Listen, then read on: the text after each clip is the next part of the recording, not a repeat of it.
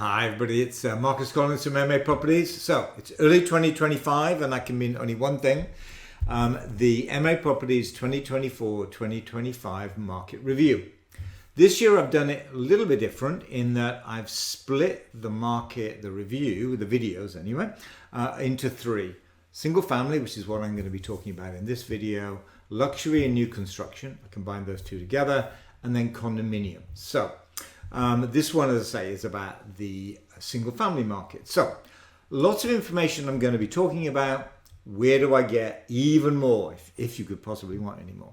So if you go to the MA Properties website and go to the statistics tab, I can never say that. I'm going to say stats from now on because I can seem to say that. Stats tab, you will see lots and lots of different statistics for both single family and condominium for about 50 different towns. So there's lots of information here. Much of what you're going to see in this video, but some of it different. So if you have an interest in another town, then feel free to go and look at the maproperties.com on the stats tab. As well as that, the 2024-2025 market review. If you live in Lexington, you should have received that in the mail. If you don't live in Lexington, reach out to us. We have lots of extra copies. We'd be more than willing to get you a copy. It's also on our website under the Communities Lexington tab. You'll see a breakdown of it there as well. So it's in lots of different places. So that's the other place to look, the 2024-2025 market review, which, as you can see from the picture here, has the graphs, many of which I'm going to show you this evening. As well as that, it's also got the write-up, so the analysis, if you will. So let's get started. Single family, we're going to focus on in this video. Then we're going to look at the kind of wider perspective of what's going on. And then we'll do our 2025 predictions.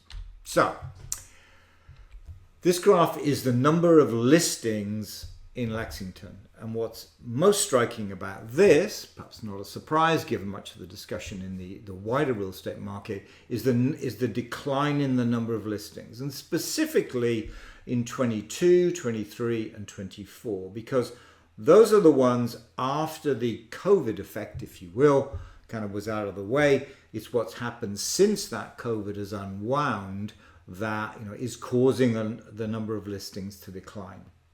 And in fact, 22 to 23 was an 11% decline in the number of listings, and then 23 to 24 was a further 8% decline. So overall, that's a large decline from 384 down to 314 listings. With less listings, unsurprisingly, we get less sales, of course, and that's what you see here. The blue bars are the existing homes, the green is new construction, and then that kind of yellow-orange bar, orange, not yellow, it's orange, isn't it? The orange bar are the off-market teardowns that get bought off-market and then converted into new construction. So that's down as well, just to check my notes here. We had a 13% reduction 22 to 23, and then a further 6% reduction 23 to 24. So that's what's going on. That's the major impact. So that's kind of the seller's side of the picture. Less and less sellers listing their homes, therefore less and less home sales. Now let's kind of look at how we see this from the buyer's perspective, looking at two metrics. Average days on the market, that was static at 37. So that's somewhat surprising because remember, we've seen a decrease in the number of listings. In fact, last year's increase from 24 to 37 was even more surprising because we've seen a decrease in the number of listings, a decrease in the number of homes available to buy, and therefore you would anticipate an increase in competition from buyers and therefore the days on the market declining. The other metric we track is the sale price to list price ratio. So imagine a home comes on at 1.5 million and sells at 1.5 million. That's 100% sale price to list price ratio. Historically, Lexington's been around 199. It's been rough, give or take about 100. Rose dramatically during COVID, but now it's come back to that 102%, a little bit elevated, but still not as elevated as we would have anticipated given the reduction in the number of listings. So not as much competition from the buyers it's showing in this data here. Now, there's a little bit more going on because this ratio, or the market in general, is split new construction versus non-new construction. So let me take this data and let me break it down monthly for 2024, but by new construction and existing homes. So blue is existing homes, new construction is the green, which, as you can see, is much lower. So let me focus on that new construction first of all. It's clearly much lower than we've seen with the blue, which is the existing homes. And there's two reasons for this. The first reason, or the first big picture, if you will, is that developers have to sell. They can't stay in the house for another year, which clearly existing homeowners could if circumstances allow. So developers have to sell. There's two effects going on inside that. First of all was a glut of homes built in 2023 that didn't sell. And so they came on, or were still on the market in 2024. That needed to unwind. That kind of oversupply of new construction needed to unwind. And it did in 2024. The other effect is that developers have high carrying costs. In the same way that homeowners have high mortgage costs, developers have high carrying costs. And so there was a definite push to sell their homes quickly to reduce those overall carrying costs. And what that meant is that developers were willing to discount in order to move the home quickly, if you will. And so that's why you're seeing those low ratios in terms of new construction versus existing homes. Now looking at the overall trend of the existing homes, there are more of those, which is why we'll look at the trend of those. You can see in the early part of 24, that ratio was quite high, upwards of almost 106% for homes going under agreement in May. This is under agreement date, by the way, not sale date. This is under agreement date. But you can see high sale price list price ratio early part of the year. And then it declines somewhat dramatically, really, to 100, 101, 199, 95 as the year plays out. And there's a couple of things going on there. First of all, a lot of excitement in the early part of the year. We always see it. Actually, we've seen some of it this year as well. Lots of buyers are out. Sellers, not so much, as we saw with the number of listings. But also there was this kind of realization halfway through the year, interest rates are not going to decline. We've been living in this, world of hope maybe, that interest rates were going to decline. And as we got to the middle of the year, it was pretty clear they weren't. And so many buyers just kind of pulled back. Interest rates are still higher. And what we saw was that sale price to list price ratio decline, in the second half of the year. If I'd shown you the 2023 data, it would look very similar in terms of that overall trend, by the way. This is not as specific to 2024. It's what we see kind of overall with the market. A lot of excitement in the early part of the year, and then it declines the latter part of the year. Layered on top of this one, and actually the same effect in 23 actually, was that kind of interest rates are not going to decline. Oh, well, maybe I'll wait till next year. What does that mean for prices? Well, the average prices rose actually this year about 5%. You got to be careful with this data because you've got new construction, how it changed, and I'll break it down in a moment in terms of new construction versus existing homes. But you can see a relatively, good, sorry, that was kind of not very good word, but very good price appreciation in terms of the average sale price. But let me break it down, new construction versus existing homes. So new construction, the blue line, existing homes, the red line, and the kind of orange bar is the number of new construction sales. You can see, if I focus on new construction first, that the number of new construction homes sold in 2023 was high, but the price was relatively low. Developers, selling. The number declined in 24, but the average price increased. But we saw that there were some heavy discounting from the developers there. So back to existing homes. I'll talk more about new construction in a separate video. New construction homes, somewhat static between 21 and 23.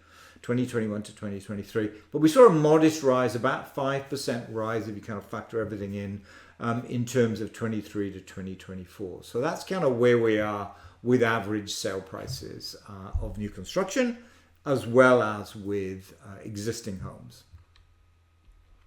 So what's causing what we just saw manifested in the data? So unsurprisingly, mortgage interest rates. It's not so much the dominant factor, it's to some extent the only factor.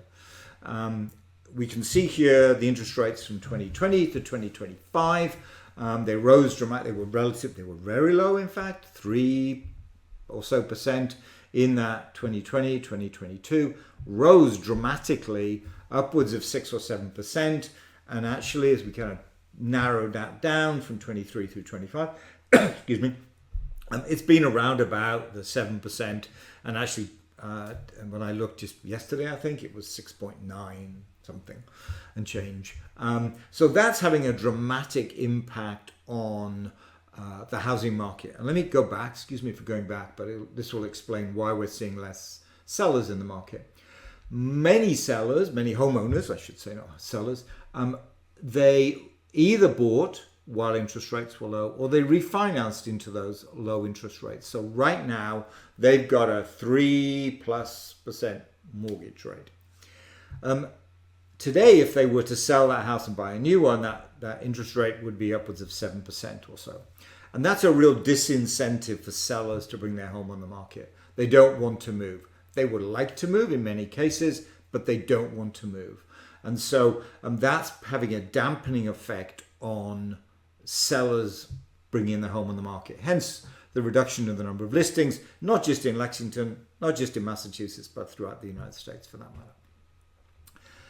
In terms of this graph, this kind of explains a little bit of what's going on in buyers' minds. So they've almost baked in into their thinking that interest rates are going to be over 6%. It is what it is. Let's just move forward. But of course, it's having a detrimental impact on how much they can afford. When it was 3, they could afford a lot more. Now they could afford less. And so it is having an impact on their ability, willingness and ability to be able to pay the prices that we see for single family homes. And so this is having a negative, this continual high interest rates, having a negative impact on buyers, although less so than with sellers, because buyers, there's lots of incentives out there for lenders to offer free refis, if I can say that, free refis moving forward. So buyers thinking, you know what, I can chase interest rates down.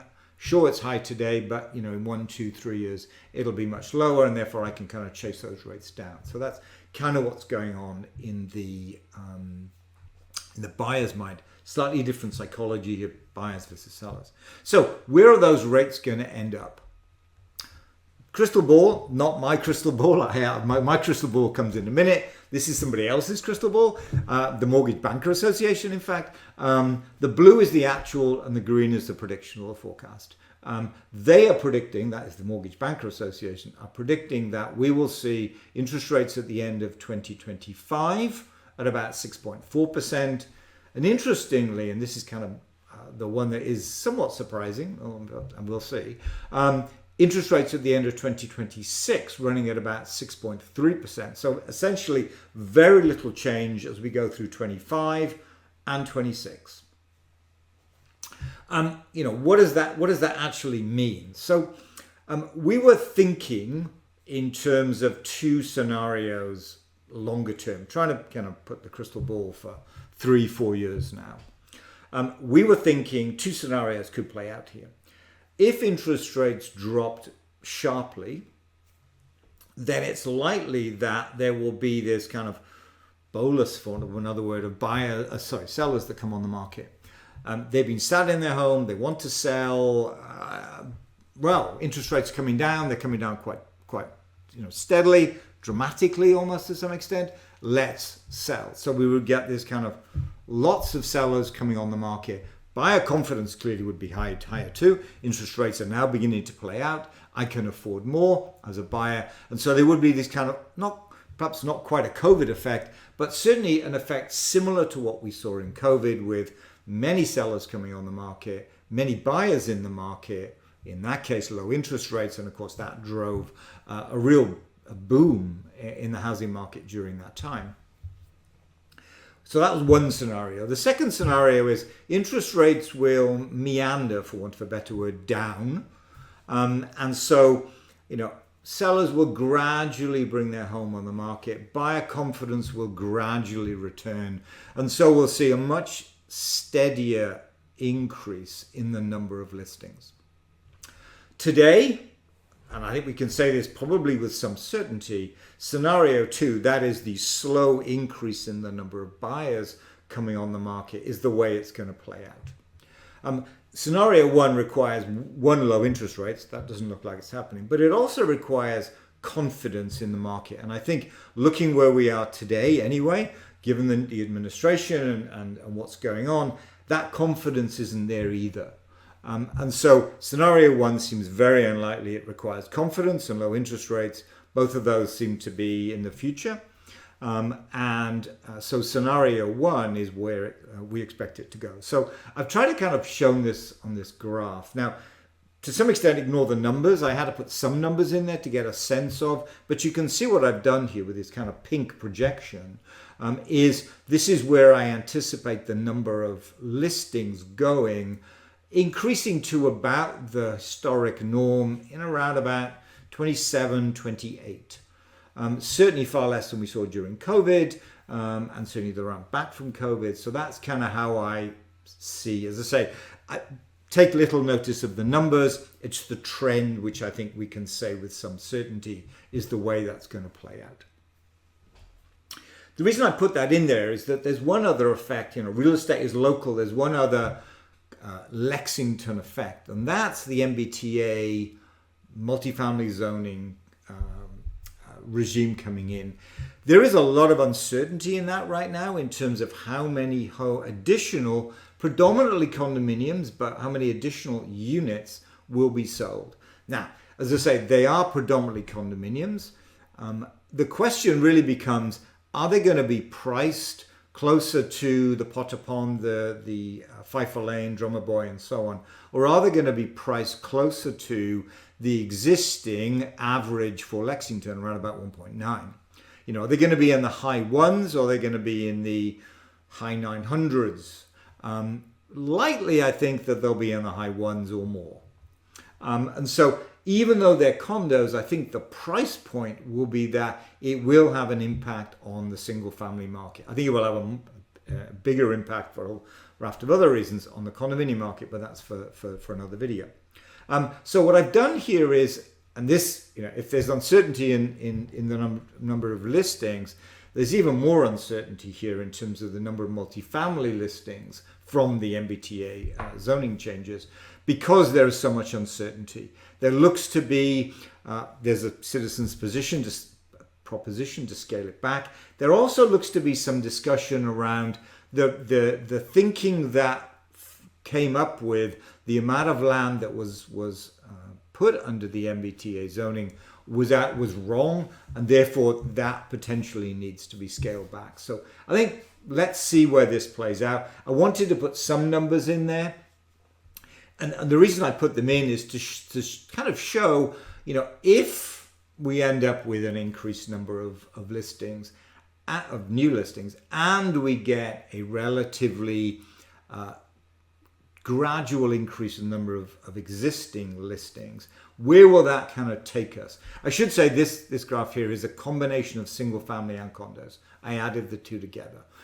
So when you look at those numbers, it's more than single family. It's actually clearly much more than condominiums, but I added the two together. But to get a sense of what the overall market was. So I think if these kind of numbers play out, we're at COVID levels, but not dramatically higher than we've seen historically. If those numbers turn out to be wildly wrong in terms of they're too low, I'm too conservative, then clearly it's difficult to know what the impact will be. I think it's clear what the impact will be on condominiums, somewhat negative. What will it be on single family? I think it will depend on the price point, clearly. Another piece of kind of interesting graph that I thought would be useful to kind of share with you here in this video is rentals now, and for this reason. So what I've done in this graph is looked at the number of rental units existing and projected. And so the blue bar, the lower bar there, less than 200, is the existing rental units. Condominiums, single families, homeowners decide to rent it out for a few years instead of selling, and so on. The pink bar are the two Avalon communities. That's at 585 units. Not about, it is actually 585 units. What we've seen is 2 rental units approved. That's Hartwell, one of them on Hartwell and Concord Ave. 2 more in the approval process, Militia and the other one on Hartwell Ave. And if you kind of add that up with a few others, you end up with around about 1,000 additional rental units in around about the 4 to 5 year. I put it over 4 years here just because I'm not brave enough to go another year, to be honest. But just to give you a sense of what kind of increase that will look like in comparison to the existing rental units in the town. It's a big number, clearly, right? And I think this has implications for single family to some extent, but for the condo as well. But first of all, it has clearly a major impact on the rental market. Most of the new units will be 3 bedrooms or less. In fact, all will be 3 bedrooms or less. About 50% of the existing rentals in Lexington are 3 bedrooms or less. If you're renting out a home which is 5,000 square feet and 7 bedrooms, it's not going to be impacted by this. You're clearly not in a competition, as it were. They're not competition for you. But if you're renting out a 3-bedroom cape or a 2-bedroom cape, it absolutely will be. This also has an implication with high interest rates too, because maybe what potential buyers will do is say, you know what, I've got a rental I can move into. It's brand new. It's got lots of facilities. Prices, clearly the prices are not going to rise that much. This is too many rental units to see a rapid rise in rental prices. Maybe I'll rent for a few years. I'll wait until interest rates decline because guess what? I've got rentals I can choose from here. And so I think this will have an impact both landlord market, some single family, clearly not the largest single families. That's a different market completely. Condominium market, yes, but potentially then, kind of wait and see market too, if you will. Excuse that word. But in terms of I'll rent for a while, now it's easy to rent because there are lots of condominiums lots of condo units I can rent from. I'll wait and see where interest rates kind of take me. So this has its implications moving forward. We'll clearly know more as 2025 progresses, as these units are built, as they're approved, and so on. We'll get some kind of timeline on them. So I think we'll have much more to say on this. We'll have much more specificity at the end or in the 2025-2026. That was a plug for next year's market review, I guess, wasn't it? We'll know much more as we get to that. But I think the trajectory is kind of pretty clear right now in terms of what implications this may well have for the market.